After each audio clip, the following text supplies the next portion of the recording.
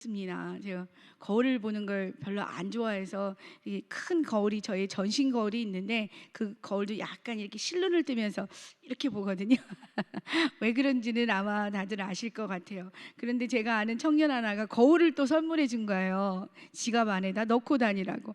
난 정말 거울 보기 싫은데 왜 거울까지 선물해 주는 거지? 그런 마음을 가졌었는데 어쨌든 지갑 안에 넣고 다니면서 가끔 봅니다. 왜 제가 싫어할까요? 자꾸 주름도 많이 이렇게 생기고 이쪽에는 벌써 생기면 안 되는데 검버섯 같은 건지 뭔지 또 생기고 그래서 왜 이렇게 생겼을까 이러면서 제가 거울 보는 게 너무 싫어지더라고요. 근데 우리 그 동화 많이 아시죠?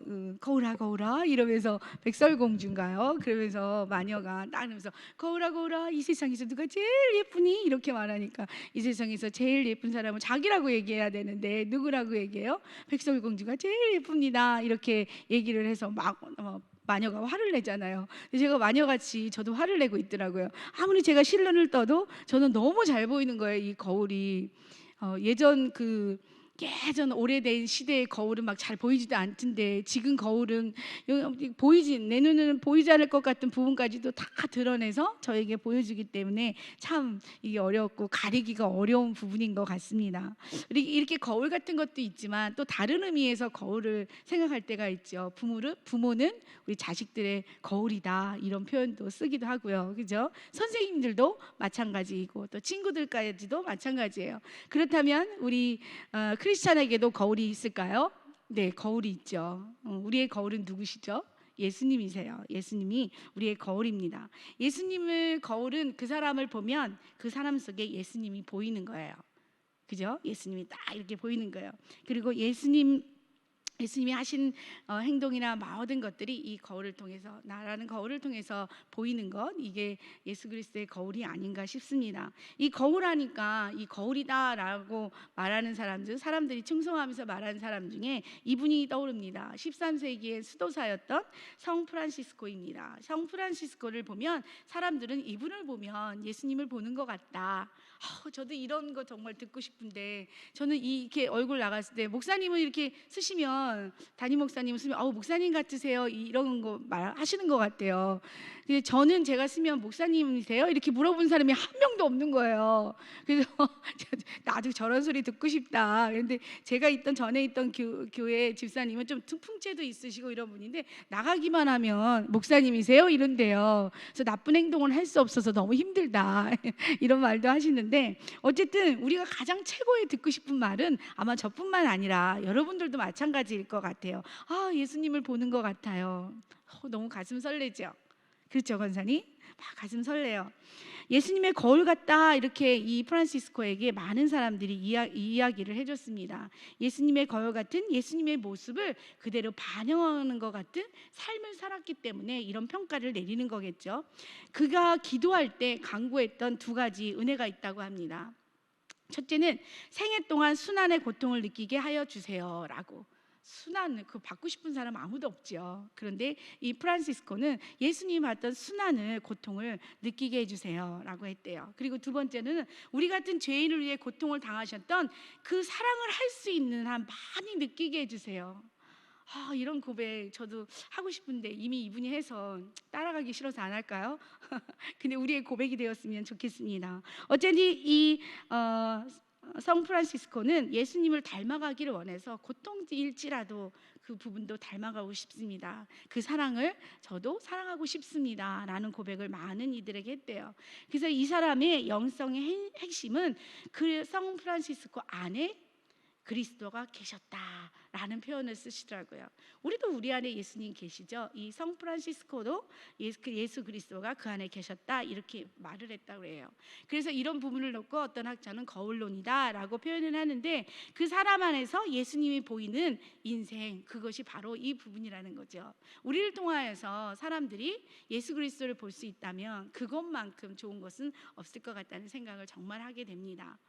그 누군가 우리를 보더라도 당신 안에서 그리스도가 있는 것 그래서 그리스도의 형상과 성품이 보여질 수 있다면 우리가 이것만큼 좋은 것이 어디가 있겠습니까? 예수님이 어떤 모습일까요? 과부를 향해 사랑하셨던 고아를 향해서 사랑하셨던 그 마음 그들을 바라보셨던 그 눈빛, 그리고 손길, 조롱하고 핍박하는 사람들을 위해서도 기도하시던 예수님이 마음이 내 안에 있어서 나를 통해 그것이 드러난다면 크리스찬으로서, 그리스도인으로서 얼마나 이것이 아름다운 일이겠습니까? 저뿐만이 아니라 여러분들도 나도 그리스도의 거울이 되고 싶습니다 라는 고백이 날마다 넘쳐나기를 원합니다.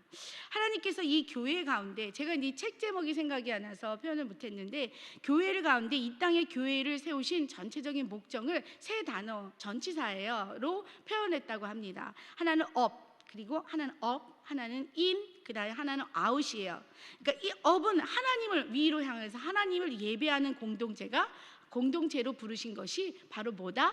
교회이다. 그리고 인 안에 그리스도를 머리로 한 공동체를 이루도록 부르셨다. 그리고 아웃은 교회를 복음을 증거, 아웃은 바깥이잖아요. 바깥으로 교회는 복음을 증거하는 공동체가 바로 교회라는 거예요. 위로 하나님을 예배하고 안에서 하나님을 공동체를 이루어가고, 그리고 바깥으로 교회의 이 모든 복음을 증거하는 것, 이것이 바로 교회인데, 오늘 저는 인인 그리스도를 머리로 하여 한 몸 공동체로 부르셨다는 이 부분이 무엇일까 함께 나눠보기를 원합니다.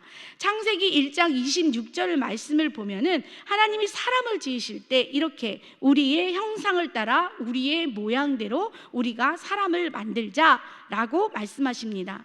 인간이 우연히 이 땅에 던져진 존재가 아니라는 거예요. 세상에서는 많은 사람들이 인간이 어디서부터 왔을까? 인간의 정체성은 무엇일까? 할 때 여러 가지 근거들을 막 대면서 이야기를 하죠. 그러나 인간은 우연히 이 땅에 뚝 떨어진 게 아니라는 거예요. 그리고 인간은 홀로 생겨난 것도 아니고 어쩌다 보니 생긴 건 또 아닙니다. 그리고 인간은 가장 작은 단위의 아메바에서 진화한 존재도 분명하게 아니고 원숭이로 진화해서 된 것도 아닙니다. 우리는 너무너무 잘 알고 있어요. 우리의 기원은 무엇입니까? 우리의 근원은 누구입니까? 바로 하나님이십니다. 하나님이 인간의 창조주이시며 인간은 하나님께 지음받은 바로 피조물임을 믿으시기 바랍니다. 아니, 믿고 계십니다. 성경은 인간 창조의 모습을 이 세상의 모든 피조물과 차별화되어 있음을 분명하게 말씀해 주시면서 첫째나 둘째나 이 만든 그 부분들과 다르게 차별화를 두시며 이렇게 말씀하신 거예요. 26절의 말씀을 우리의 형상을 따라 우리의 모양대로 우리가 사람을 만들자라는 말씀에 그것이 잘 드러나고 있습니다. 하나님을 우리라고 표현한 것은 깊은 의미들이 있습니다. 하나님은 단수로 표현할 만큼 작은 분이 아니심을 의미합니다. 또한 그분의 장엄하심과 위엄과 능력과 그 영광의 무한하심을 표현한 것이 바로 우리가 만들자, 우리의 형상을 따라 우리가 만들자에는 이 우리 안에 들어있다고 말하고 있습니다. 그리고 또한 하나님의 형상은 우리라는 것 안에서 공동체의 형상이라는 것을 말씀해주고 있는 것입니다. 단수가 아니라 복수예요. 공동체의 형상으로 우리를 지었다고 말씀해주고 있습니다. 또한 우리가 배우고 들은 것처럼 이 우리는 하나님 혼자 창조하신 것이 아니라 복수이잖아요. 성부와 성자와 성령인 삼위 하나님께서 우리를 창조하셨음을 말씀해 주고 있다는 것을 기억하시기 바랍니다.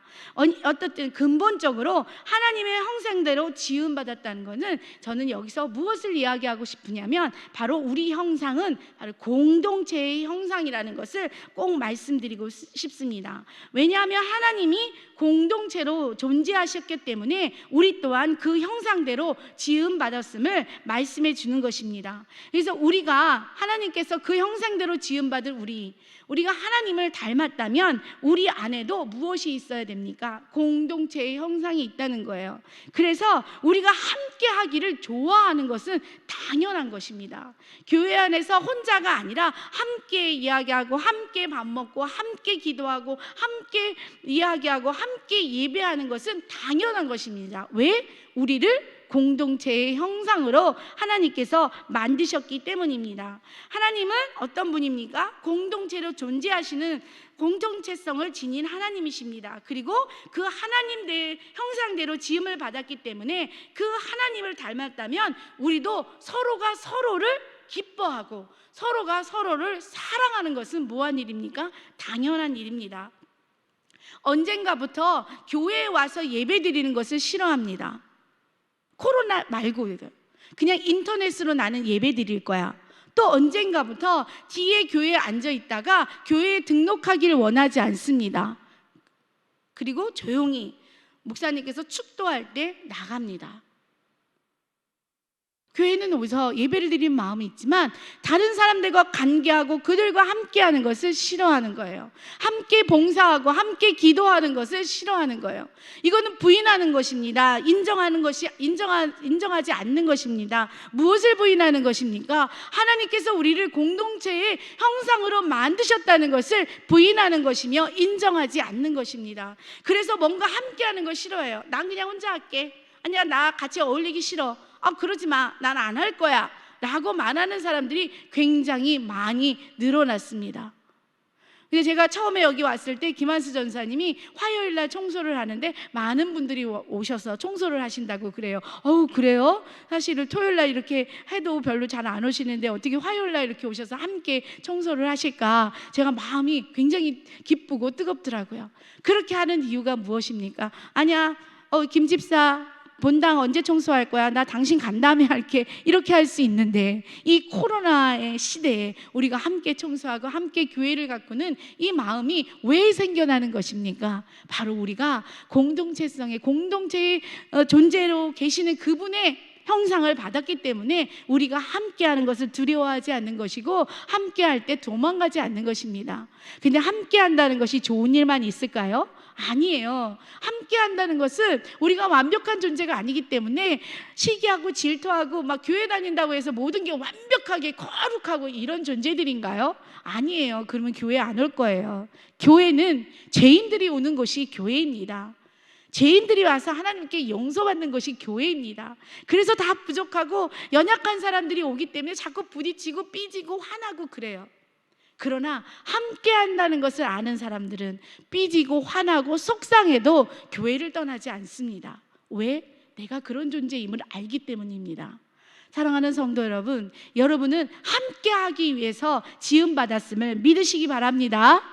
그리고 그 말씀대로 살아가시는 여러분들이 되시기를 간절히 소망합니다. 하나님을 만나려면 사람을 통해서 만날 수 있고 사람들이 하나님을 만날 수 있는 통로가 바로 교우들을 통해서 일어난다는 것을 기억하시기 바랍니다.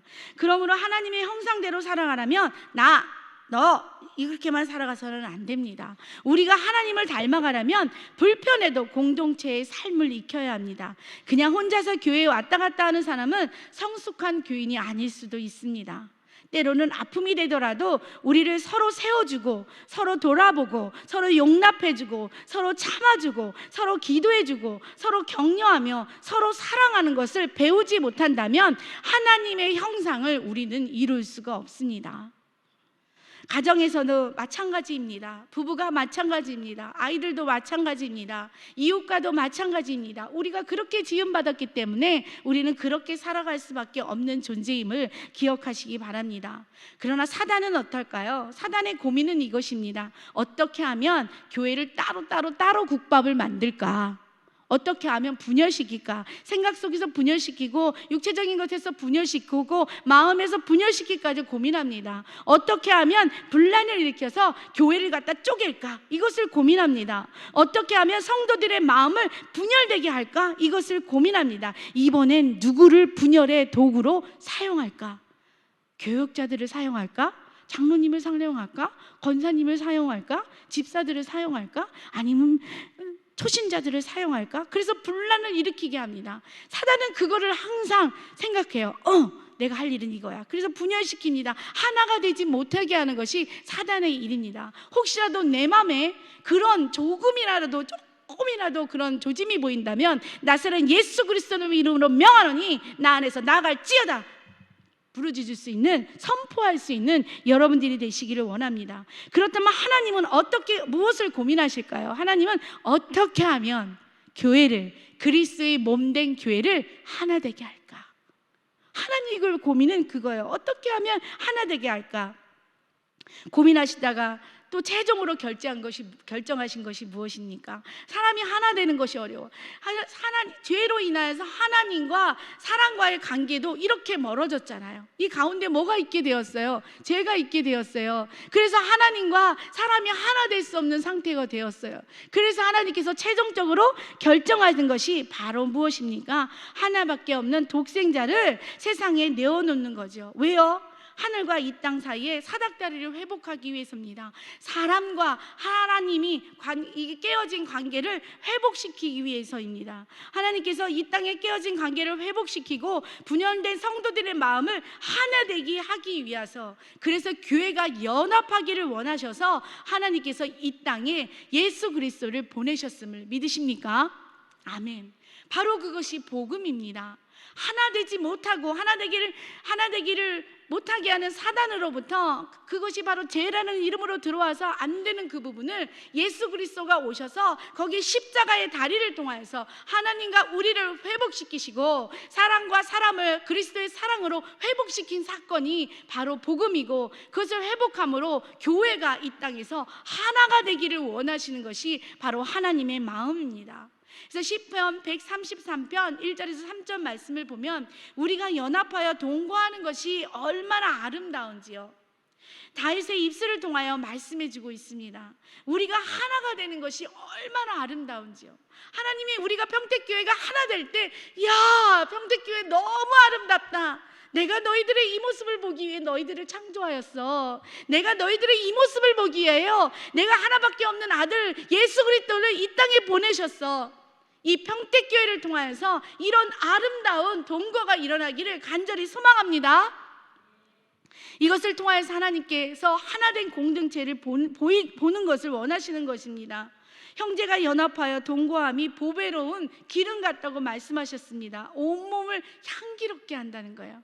제가 지난주에 향기에 대해서 얘기했잖아요. 바로 그 동거함이, 연합함이 향기가 된다는 거예요. 그것보다 아름다운 향기는 없고 또한 헐먼 살의 이슬 같다고 말씀해주고 있습니다. 생물들의 생기를 불어넣어 주듯이 서로의 얼굴을 더욱 빛나게 하고 서로에게 유익을 끼치게 하는 거예요.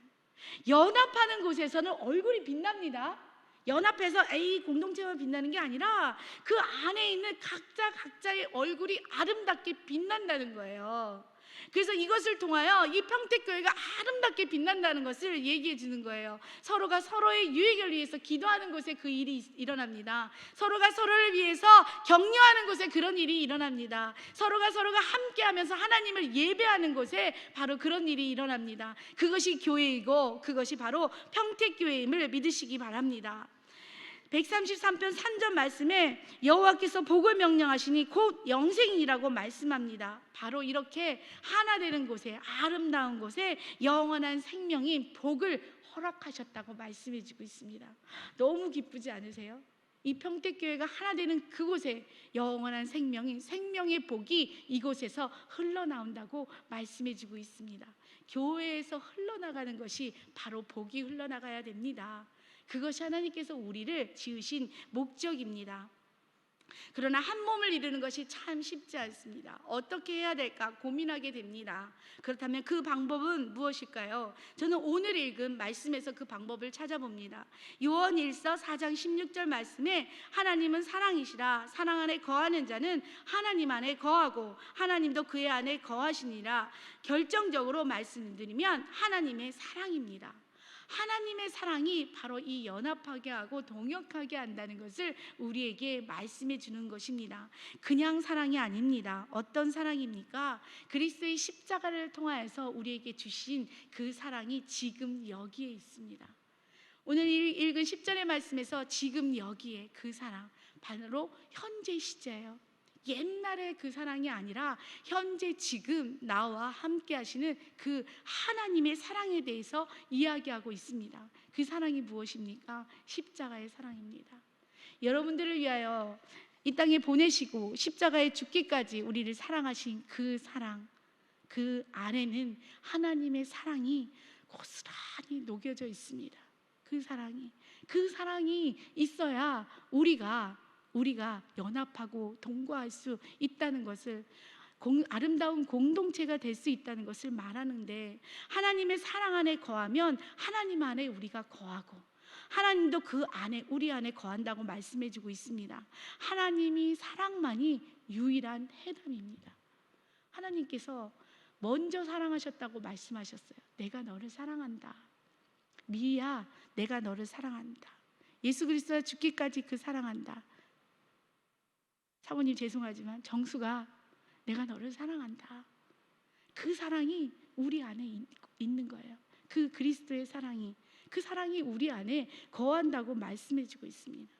사랑하는 성도 여러분, 여러분들 안에 그 예수 그리스도의 사랑이 있으십니까? 아멘. 그것이 믿음입니다.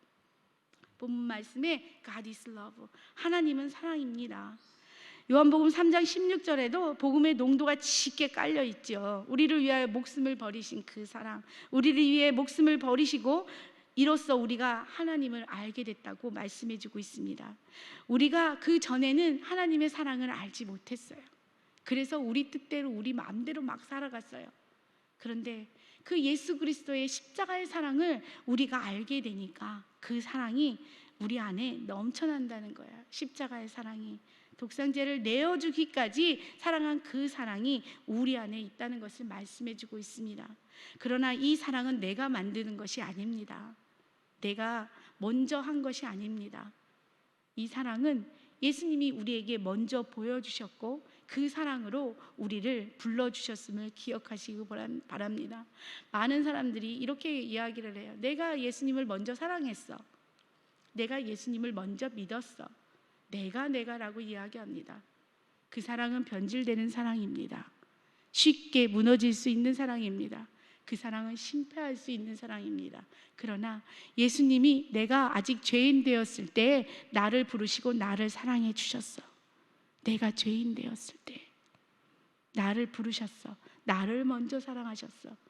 그 사랑을 깨닫는 것이 바로 성숙한 믿음임을 기억하시기 바랍니다. 내가를 내려놓고 예수 그리스도의 사랑을 높일 수 있는 여러분들이 되시기를 간절히 소망합니다. 하나님의 사랑이 우리에게 임할 때 우리가 사랑을 알 수 있습니다. 내 안에서 흘러나오는 사랑이 아니라 하나님으로부터 흘러나 들어온 사랑이 우리 안에 머물러 있을 때 우리가 지체를 사랑스럽게 볼 수가 있습니다. 그래서 그리스도 안에서라는 표현을 우리 성경에서 많이 발견할 수가 있는 거예요. 그리스도 안에서, 그리스도 안에서. 왜요? 그리스도 안에 없으면 우리 남편 너무 힘들어. 저 왼수 같은, 시간이 지나면 지날수록 이런 표현도 많이 쓰시더라고요. 아이고 저 왼수 같은 남편 같으냐고, 아유 저 뭐 같으냐고, 아유 저 성도 같으니라고, 아유 뭐 이런 얘기 많이 나오잖아요. 그런데 그리스도 안에서 하나님의 사랑의 눈으로 보면 오늘은 왼수 같은 남편, 그래서 속상하고 화도 나기도 하지만 안아주고 인내해주고 용납해주고 하는 이유는 다른 것이 아니라 그리스도의 사랑이 내 안에 있을 때 가능하다는 것을 꼭 기억하시기 바랍니다. 해와 달의 차이점을 아십니까? 해는 자체적으로 빛을 발합니다. 태양이 열을 발산하여 난로가 되고 또한 빛을 발하여 전등이 됩니다. 그러나 달은 자체적으로 빛을 비출 수 없습니다. 달은 스스로 빛을 발산하여 밤을 비출 수 없습니다. 그럼 어떻게 비춥니까? 태양으로부터 빛을 받아서 그 빛을 반사해서 밤하늘에 비춥니다. 자신에게 있어서가 아니라 태양으로부터 빛을 받아 그 빛을 반사하여 달이 밤하늘을 비추는 것이라고 제가 대강교회에 있을 때 그 천지과학회? 창조과학회? 거기에서 오신 분이 이 설명을 주셔서 엄청 제가 잘 적어놨어요. 그렇게 말씀을 하시더라고요. 우리 안에 사랑이 있습니까? 하나님의 사랑이 우리 안에 있을 때 그것이 반사적으로 반사가 돼서 다른 이들에게 사랑할 수 있는 달의 존재와 같은 사람들이 바로 우리라는 것을 말씀해 주고 있습니다. 우리가 하나님을 사랑하는 것이 아니라 내 안에 들어온 나를 찾아주신, 나를 불러주신 그 참사랑이 우리 안에 있을 때 그 사랑이 빛으로 반사될 수 있다는 것을 우리에게 말씀해 주고 있습니다. 그래서 오늘 전체적으로 제가 이 말씀, 요한일서의 4장에 나오는 말씀을 읽지 않았지만 7절에 보면 이렇게 얘기합니다. 사랑하는 자들아, 우리가 서로 사랑하자. 사랑은 하나님께 속한 것이니 사랑하는 자보다 하나님께로부터 나서 하나님을 알고라고 말씀했습니다. 우리가 사랑하는 것은 마땅한 일입니다. 해도 되고 안 해도 되는 것이 아닙니다. 그 이유는 무엇입니까? 하나님께 사랑이 속한 것이고 사랑하는 자마다 하나님께로부터 났다고 말씀해주고 있습니다. 여러분들은 하나님께로부터 온 자들입니까? 하나님의 온 자들인 그 안에 하나님의 사랑이 있다는 것을 우리에게 보여주고 있습니다. 8절은 뭐라고 합니까? 사랑하지 아니하는 자는 하나님을 알지 못하나니 이는 하나님은 사랑이시기 때문이래요. 사랑하지 않는 자는 하나님을 모르는 거라고 분명하게 우리에게 말씀해주고 있습니다. 우리 묻어가지 않으셨으면 좋겠어요. 묻어가지 않았으면 좋겠어요. 분명하게 이야기하는 것이 무엇입니까? 사랑하지 아니하는 자는 하나님이 알지 못하던 자라고 말씀해주고 있습니다. 9절에는 무엇이라고 말하고 있습니까? 하나님의 사랑이 우리에게 이렇게 나타난 바 되었으니 하나님이 자기의 독생자를 세상에 보내심으로 그로 말미암아 우리를 살리려 하심이라.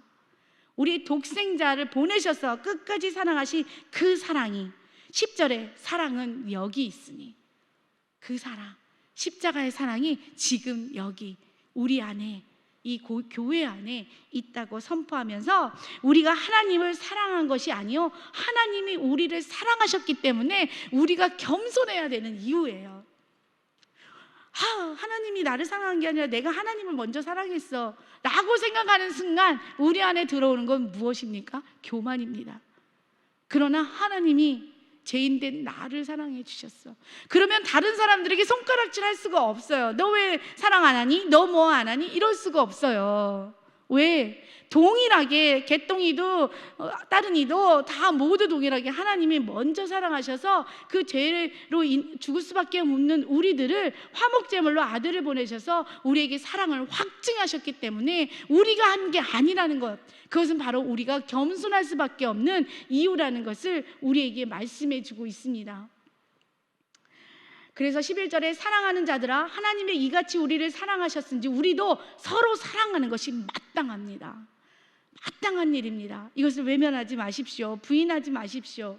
12절에 어느 때나 하나님을 본 사람이 없으되 만일 우리가 서로 사랑하면 하나님이 우리 안에 거하시고 그의 사랑이 우리 안에 온전히 이루느니라. 하나님의 사랑을 보이는 자 안에 하나님이 보이는 거예요. 그 안에 거하시고 계시다는 것을 말씀해주고 있는 것입니다. 여러분들의 마음을 한번 두드려 보십시오.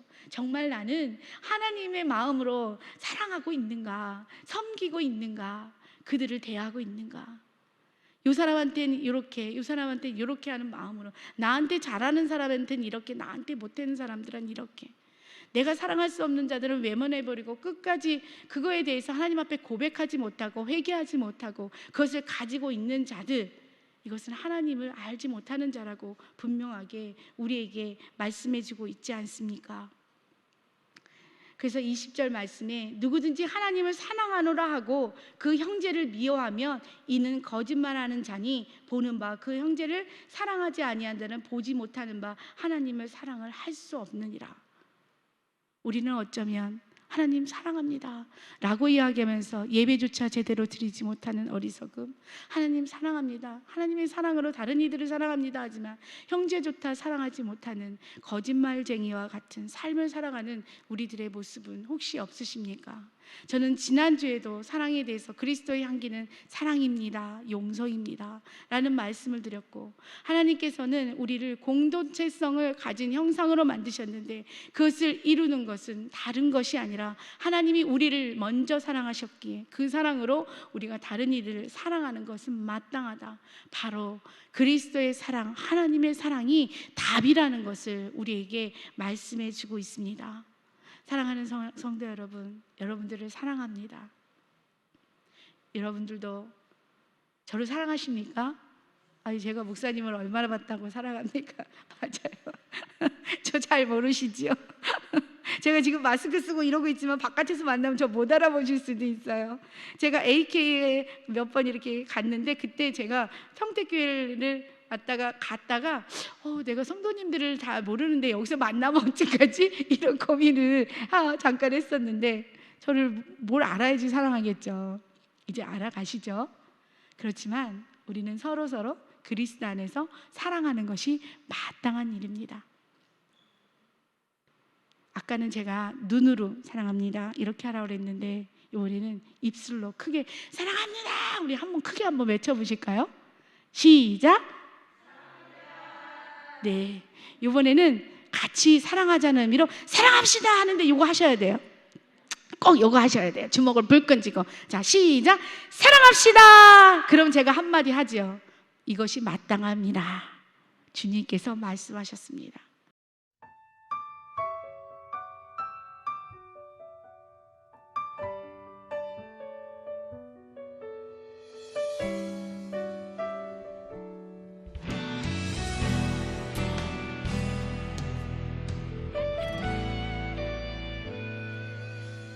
주님 말씀하시면 내가 나가리다. 주님 뜻이 아니면 내가 멈춰서리다.